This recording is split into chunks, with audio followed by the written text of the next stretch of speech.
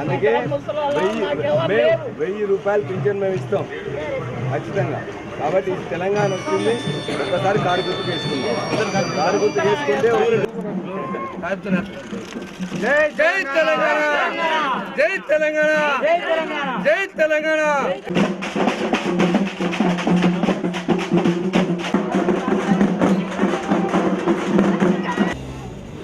మునగాల మండలంలో నేలమర్రి గ్రామం నుంచి వెళ్ళి మా యొక్క ప్రచారం స్టార్ట్ అయింది.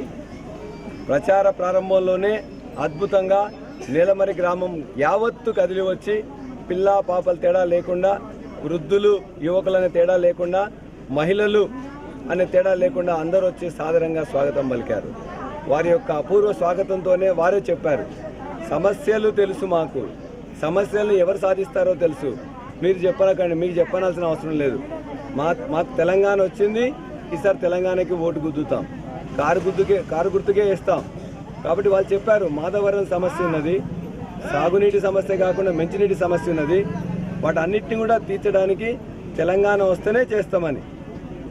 ఈ రోజున ఒక మహిళలు 50-60 ఏళ్ళు ఉన్న మహిళలు ఈ రోజున మనం చైతన్యం లేదనుకున్న మహిళలను అడిగితే, నా బిడ్డ చదువుకున్నాడు, యూనివర్సిటీలో కాలేజీలో చదువుకున్నాడు, వాళ్లకు ఈ రోజున ఉద్యోగం రావాలంటే తెలంగాణ రావాలి, తెలంగాణ వచ్చింది మీకే వేయాలి, మాకు వేరే పార్టీ కాదు. వాళ్ళు ఇంతకుముందు అనేక పార్టీల్లో ఉన్నారు.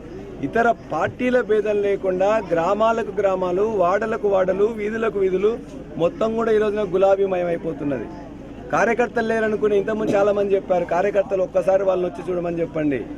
ఏ గ్రామంలో మేము పోయినా ఎంతమంది ప్రజలు అక్కడ నుండి కదిలొస్తున్నారు, ఎంతమంది ఆప్యాయంగా ఎందుకు ఓటేస్తామని చెప్తున్నారు అనేది ఒక్కసారి చూసినట్లయితే ఖచ్చితంగా ఈ రోజున టీఆర్ఎస్ ఇక్కడ 2 అభ్యర్థులను గెలవబోతున్నాం.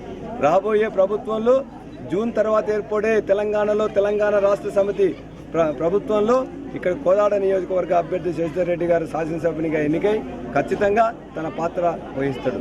అదేవిధంగా మాకు కూడా ఖచ్చితమైన నమ్మకం ఉన్నది. పార్లమెంట్ నుంచి నిధులు రావాలన్నా, మన యొక్క మిగతా సమస్యలు ఏదైతే ఇంతకుముందు తీర్చలేదో వాటిని చేయాలన్నా 16కు 16 మంది ఎంపీలు గెలవాల్సిన అవసరం ఉంది. కాబట్టి మేము కూడా గెలుస్తామనే నమ్మకం ఉన్నది. కాబట్టి సమస్యలు కూడా తీసుకున్నట్లయితే చెప్పినాం, గడప గడపకు మంచినీళ్లు ఫ్లోరైడ్ లేకుండా రక్షిత మంచినీరు ఇస్తామని చెప్పినాం.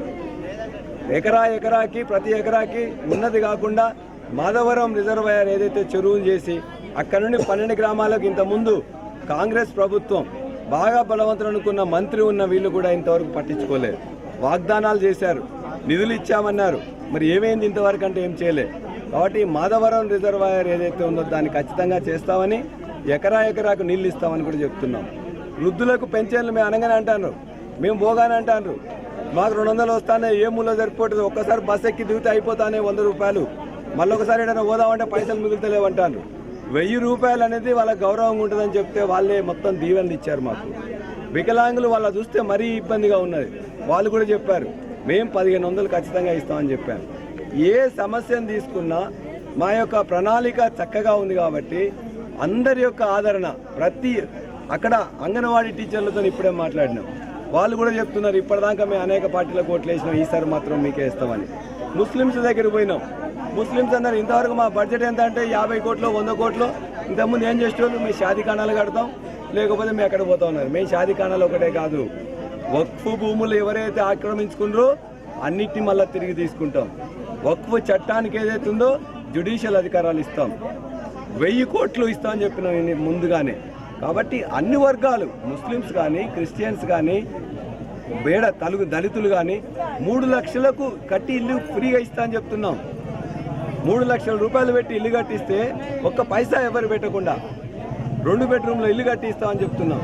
కాబట్టి ఇవన్నీ కూడా ప్రణాళిక మొత్తం వాళ్ళందరికీ ఇచ్చాం. వాళ్ళందరూ చదువుకుంటున్నారు. వాళ్ళందరూ కూడా ఊరంతా ఒకటే అయిపోయి ఖచ్చితంగా కూడా ఈ రోజున గులాబీ పార్టీకి ఓటేస్తామంటున్నారు. ఖచ్చితంగా ఈ యొక్క నియోజకవర్గంలో ఎమ్మెల్యేగా టీఆర్ఎస్ అభ్యర్థి గెలవబోతున్నాడు, అత్యధిక మెజార్టీతో గెలవబోతున్నాడు. ఎంపీ అభ్యర్థిగా కావాల్సినంత ఎక్కువ మెజార్టీ కూడా ఇక్కడ రాబోతున్నది. కాబట్టి ఈ యొక్క ప్రజల ఆదరణ చూసిన తర్వాత ఖచ్చితంగా తెలంగాణకు 80 సీట్లకు పైగా ప్రభుత్వం ఏర్పాటు చేస్తాననే నమ్మకం అనేది కుదిరింది.